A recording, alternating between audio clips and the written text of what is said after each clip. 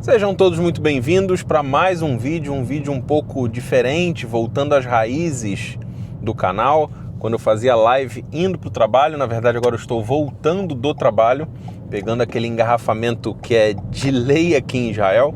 São 4 horas da tarde e o engarrafamento já está começando a trancar a estrada. Mas eu estava pensando aqui com meus botões, como diria minha avó e minha mãe, esses presos que foram libertados nesse acordo de libertação de reféns, sabemos que vários presos, vários terroristas voltaram às ruas, mas os piores deles, os terroristas que têm sangue nas mãos, como a gente diz aqui em Israel, os que cumprem inclusive várias penas de prisão perpétua, alguns cumprem mais de uma pena de prisão perpétua. Se fosse uma só, ele já passaria a vida toda na prisão. Mas cumprem várias penas. Então, nem se ele fosse um gato com 7 vidas, ele conseguiria cumprir essas penas que eles foram condenados por praticar atos terroristas em Israel. Um líder do Hamas, que não vive mais em Doha e também não vive mais em Gaza, ele está aí por fora no mundo, vivendo em hotéis 5 estrelas, com vida bilionária, porque esse sim é quem tem a vida bilionária, não o povo de Gaza. O dinheiro que esse cara arrecada, que a organização terrorista arrecada, é o dinheiro que deveria ir para a população, mas vai para o bolso dele. Esse cara deu uma declaração, deu uma entrevista para um canal do Catar, informando que a segunda fase do acordo já está em negociação. Ontem a gente fez um vídeo falando sobre essas possibilidades, esses termos desse acordo, da segunda fase do acordo. E um dos medos que foi colocado é o preço que Israel vai pagar pela libertação dos próximos reféns, que seriam os reféns de alto valor, vamos dizer assim. O que o Hamas considera como militares de alto escalão, ou puramente militares de Israel, que foram capturados nas bases, nas proximidades ali de Gaza. Alguns citam números de 500 prisioneiros, outros citam até mais. Lembrando que Gilad Shalit foi trocado, um único soldado foi trocado por 1.026 prisioneiros, lá atrás, no passado. Mas, tirando isso, os presos que cumprem pena de prisão perpétua por conta dos seus crimes hediondos, crimes que foram atentados terroristas que foram concluídos com sucesso, vamos dizer assim, eles estão sendo enviados para fora de Israel, para fora de Gaza.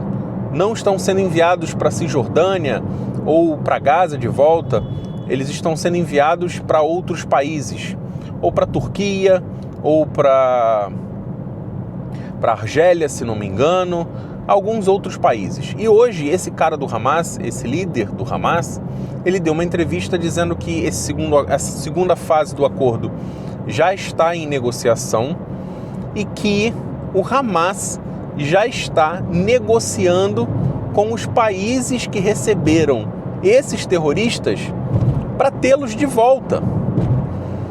Aí a gente tem que analisar o seguinte: ok, se eles voltarem a cometer crimes, Israel pode prendê-los de volta. Sim, parece que nesse acordo existe uma cláusula de que Israel não pode prender esses terroristas sem que eles tivessem cometido novos crimes. Ou seja, se ele não for pego em uma nova tentativa de ataque terrorista, ele não pode ser preso, mesmo ele tendo cometido atentados terroristas, ter sido condenado em Israel por isso. Parece que o cara foi descondenado. E a gente achando que era novidade isso no Brasil, né? Essa palavra descondenado. Não, aconteceu aqui em Israel. Os presos parecem ter sido descondenados, porque não existe mais crime e Israel não pode mais persegui-los, vamos dizer assim, a não ser que eles cometam novos delitos, novos crimes. E todo mundo sabe que que esses caras voltam para o crime. Uma pesquisa feita, na verdade não é nem uma pesquisa, é um fato colocado de que mais de 80% dos terroristas que voltam para as ruas cometem atentados terroristas novamente. E aí a gente tem centenas de terroristas nas ruas. Vamos supor que cada um deles cometa um atentado com uma vítima fatal. Gente, teríamos só na primeira fase do acordo 1.900 novas mortes em Israel em um curto período de tempo. Porque esse é um número de terroristas que serão soltos e voltarão para o Hamas. Ok, se a gente tirar aí a porcentagem, vamos arredondar, 1.500 israelenses morreriam nas mãos desses terroristas se cada um deles fizesse um novo atentado e levasse uma vítima fatal apenas. Isso é mais do que o número de vítimas de um 7 de outubro. E aí a minha reflexão é exatamente a mesma do início dessa situação toda. Aprovar uma pena de morte o mais rápido possível em Israel. Porque se você não tiver moeda de troca, não tem por que sequestrar israelenses. O motivo desse sequestro, o motivo do 7 de outubro, além da tentativa de genocídio, porque sim, isso sim é um genocídio de verdade, e não o que estão tentando imputar a Israel. A tentativa de eliminar o povo judeu, eliminar Israel, riscar Israel do mapa, é o objetivo escrito, firmado em contrato da organização terrorista Hamas. Está em contrato na carta de fundação do Hamas. O objetivo da organização é eliminar Israel e matar todos os judeus. E quem defende aquela historinha do rio ao mar, Palestina livre, do rio ao mar, aquilo ali é apoio ao terrorismo, é apoio ao genocídio. E isso não tem conversa, essa é a denominação, é genocídio.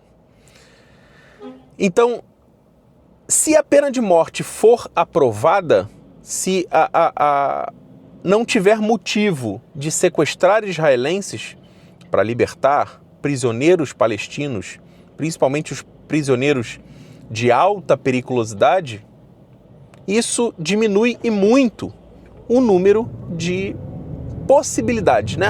Diminui as possibilidades de novos sequestros. Eu tenho certeza que o governo de Israel já pensou nisso e eu tenho certeza que teremos mudanças drásticas depois do 7 de outubro. Na verdade, eu que vivo aqui, não vivo há muitos anos em Israel, vou para 7 anos vivendo em Israel, eu vi que muita coisa mudou e depois do 7 de outubro o Oriente Médio em si é outro, completamente diferente. E a tendência, depois que essa poeira baixar de todas essas guerras, esses conflitos que estão acontecendo, um carro da ONU aqui, ó, passando do meu lado, vocês não vão conseguir ver. A tendência é que muita coisa mude nessa política de terrorismo aqui em Israel, a política de prisioneiros, política de pena, principalmente a pena de morte, que é o que eu espero que isso seja votado. Vou botar aqui para frente para vocês verem, ó, o carro da ONU passando aqui, ó. Tá vendo? Carro da ONU, ó, da Unifil, provavelmente indo para a fronteira do Líbano. Eu estou indo em direção à cidade onde eu vivo e aqui, ó, o carrinho da Unifil, plaquinha da Unifil, ó, provavelmente indo para a fronteira do Líbano, que é pertinho de onde eu vivo. Para quem não sabe, eu moro a 8 quilômetros da fronteira com o Líbano. Pois é, então esperamos que isso tudo se resolva o mais rápido possível e que não tenhamos que tolerar essas novas possibilidades de morte, porque isso a gente está colocando numa base bem otimista. se os presos, se cada terrorista que foi solto nesse acordo fizesse um novo atentado e levasse com ele, vitimasse um israelense apenas.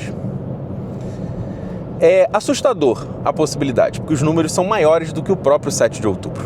Muito obrigado para você que assistiu esse vídeo, bateu esse papo comigo aqui voltando para o trabalho, me senti sozinho, então resolvi ligar a câmera e compartilhar meus pensamentos. Agora vou compartilhar um engarrafamento até chegar em casa. Falta pouquinho tempo para eu chegar em casa, alguns poucos quilômetros, 2 quilômetros no máximo, mas já começou o trânsito a travar. Mas eu sou carioca e não posso reclamar de engarrafamento, até porque o pessoal aqui de Israel não faz a menor ideia do que é engarrafamento de verdade. Muito obrigado, até o próximo vídeo e até a próxima live. Bye, bye.